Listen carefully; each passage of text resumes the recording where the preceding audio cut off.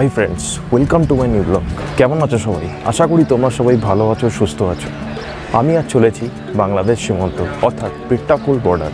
আমি আজ এই ভিডিওতে তোমাদের নিয়ে যাব ভারত বাংলাদেশ সীমান্ত পেট্রাপোল বর্ডার। প্রতিদিন ভারত বাংলাদেশের প্রচুর মানুষ এই সীমান্ত দিয়ে পারাপার করে থাকে।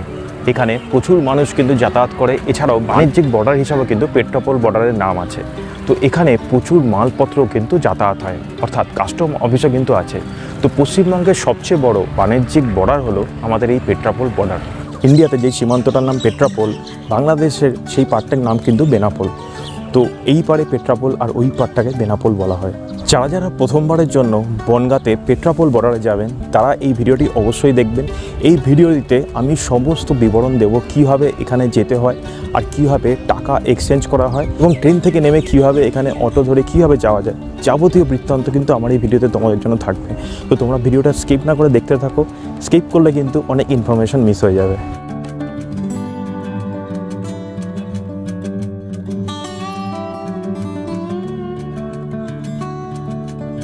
আমি আজ সকাল 7টায় যাত্রা শুরু করছি পেট্রাপোলের উদ্দেশ্যে। আমার বাড়ির কাছের রেল স্টেশন নুঙ্গি স্টেশন থেকে যাত্রা শুরু করেছি। এখান থেকে বনগাঁ স্টেশনের দূরত্ব প্রায় 100 কিলোমিটার। ট্রেনে ভাড়া নুঙ্গি থেকে বনগাঁ স্টেশন 25 টাকা। সময় লাগবে মোট 3 ঘন্টা। আর যদি তোমরা শিয়ালদা স্টেশন থেকে রেল জার্নি শুরু করো তাহলে ভাড়া পড়বে কিন্তু 20 টাকা এবং সময় লাগবে 2 ঘন্টা। সকালবেলা ট্রেন মোটামুটি ফাঁকাই থাকে, ভিড় তেমন একটা হয় না।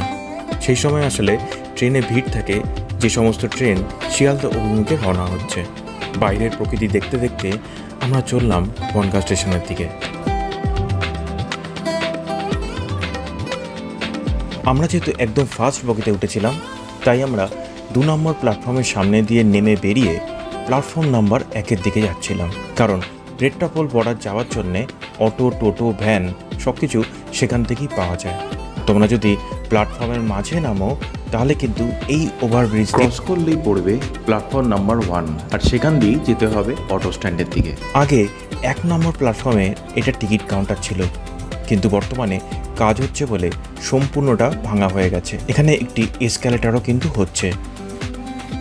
স্টেশনের সিঁড়ি দিয়ে নেমে ঠিক বাদিকেই পড়বে অটো এবং টোটো স্ট্যান্ড। এখান থেকে অটো ছাড়ে, তবে মোট 4 জন যাত্রী না হলে কিন্তু অটো ছাড়ে না।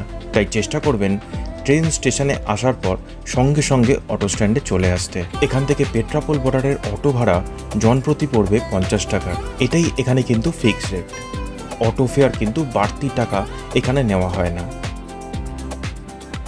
অটো স্ট্যান্ডের সামনে আছে খাবার হোটেল। তোমরা দেখতেই পাচ্ছ এখান থেকে সকালে ব্রেকফাস্ট করে নিতে পারো, অথবা দুপুরে খাবার ভাত, ডাল, মাছও কিন্তু এখানে পাওয়া যায়। ভাত, ডাল, মাছ নিয়ে প্যাকেজটা মোটামুটি 90 টাকা এখানে নেয়। এখন আমরা অটোতে চলেছি বর্ডারের দিকে। বর্ডার অভিমুখে যাওয়ার সময় পূর্বে সুন্দর কিছু দৃশ্য, যেমন নদী, বনগাঁ শহর এবং গাছপালা। এই গাছপালাগুলো বহু পুরনো। এর মাঝে দিয়ে যেতে দারুণ লাগবে। বর্ডারের ওপার অর্থাৎ বাংলাদেশেও ঠিক এমনই রাস্তা, দুদিকে এমন একই গাছ ও তার মাঝে রাস্তা পড়বে। সেই জায়গাটির নাম পড়বে বেনাপোল থেকে একটু এগোলেই যশোর। এই পুরোটাই কিন্তু যশোর রোড। এই যশোর রোডটা ইন্ডিয়াতে বনগাঁ হয়ে ঢুকে গেছে কিন্তু বাংলাদেশের দিকে। আর বাংলাদেশে ঢুকেও যখন ঠিক এমনই দুপাশে গাছ এবং রাস্তা দেখবেন, মনে হবে না তখন যে ইন্ডিয়াতে না আপনি বাংলাদেশে আছেন। অটো থেকে নামার পর সামনেই পড়বে রাস্তা, যেখান থেকে মানুষ যাতায়াত করছে ইন্ডিয়া টু বাংলাদেশ এবং বাংলাদেশ টু ইন্ডিয়া। বেরিয়ে সামনে পড়ছে এই অটো স্ট্যান্ড। এখান থেকে অটো যাচ্ছে বনগাঁ স্টেশনের দিকেই কিন্তু আবার ঘুরে। আর সামনে এখান দিয়ে যে ইমিগ্রেশন সেন্টার আছে আপনারা দেখতে পাচ্ছেন, এর ভিতরেই কিন্তু মুদ্রা এক্সচেঞ্জ করার জন্য আরবিআই কাউন্টার আছে। এখানে সঠিক মান এবং সঠিক রেটে টাকা কিন্তু ভাঙাতে পারবেন। কোনো রকম প্রতারণার সম্মুখীন কিন্তু হবেন না, কারণ এটি আরবিআই রেজিস্টার্ড এবং এখানে সামনে কিন্তু বিএসএফ জওয়ানরাও রয়েছে। বাইরেও টাকা ভাঙানো যায়, কিন্তু বাইরে কিছু দালাল ভরসার যোগ্য নয়।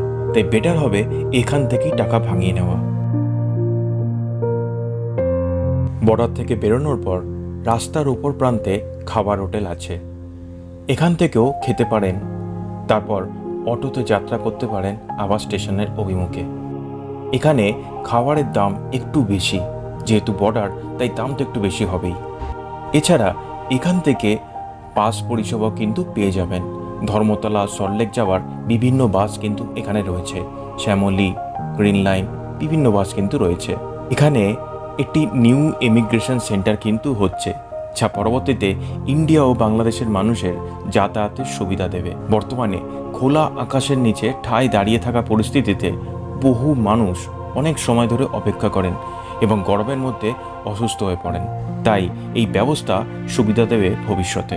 তো আমার পেছনে যে বর্ডারটি রয়েছে, এটা দিয়ে কিন্তু বাণিজ্যিকভাবে পণ্য যাতায়াত করে।